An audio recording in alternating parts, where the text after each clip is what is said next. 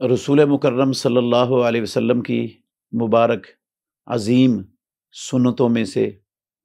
एक बड़ी सुन्नत है रस्ते में, मुसलमानों के रस्ते में तकलीफ़ दे चीज़ को दूर कर देना, हटा देना, जो गुज़रने वालों को तकलीफ़ पहुंचा सकती हो। आज लोग रस्तों के अंदर गंदगी फेंकते हैं जिससे गुज़रने वालों को तकलीफ़ होती है,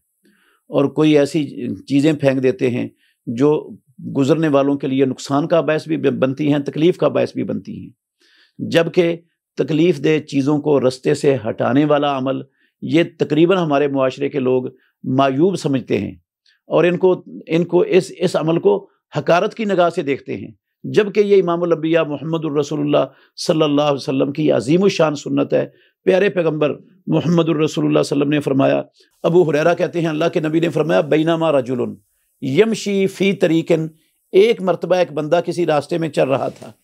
फ़रआ गुस्ना शजरिन, उसने एक दरख्त की टहनी को देखा जो रास्ते पर लटक रही थी, लोगों को गुजरने वालों को उसकी वजह से तकलीफ़ हो रही थी। फ़अख़रहू, उसने उसको रस्ते से हटा दिया, रस्ते से दूर कर दिया।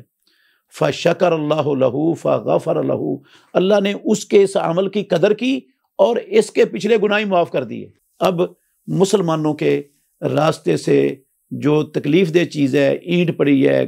कांटे पड़े हैं, शीशे की कोई टूटी हुई पिक्चर पड़ी है, या कोई लोहे की चीज़ पड़ी है जो किसी के पाँव में लग के उसको ज़ख्मी कर सकती है, इस चीज़ को रस्ते से हटा देना ताकि लोगों को तकलीफ़ ना पहुँचे, ये सुन्नत है मुहम्मदुर रसूलुल्लाह सल्लल्लाहु अलैहि वसल्लम की। और ये अमल मुसलमानों को इसका एहतिमाम करना चाहिए। ये अमल भी हमारे मुआशरे से ख़त्म हो चुका है, और फिर ये सिर्फ सुन्नत ही नहीं है बल्कि गुनाहों की बख्शिश का सबब और ज़रिया भी है। गुनाह तो इंसान से हर वक्त मुसलमान से होते रहते हैं, तो अगर इंसान इस सुन्नत का एहतिमाम करे तो गुनाहों से पाक होगा, अल्लाह की रहमत नाज़िल होगी, रसूलुल्लाह सल्लल्लाहु अलैहि वसल्लम के तरीके पर अमल होगा, और दुनिया और आखिरत की बरक़ात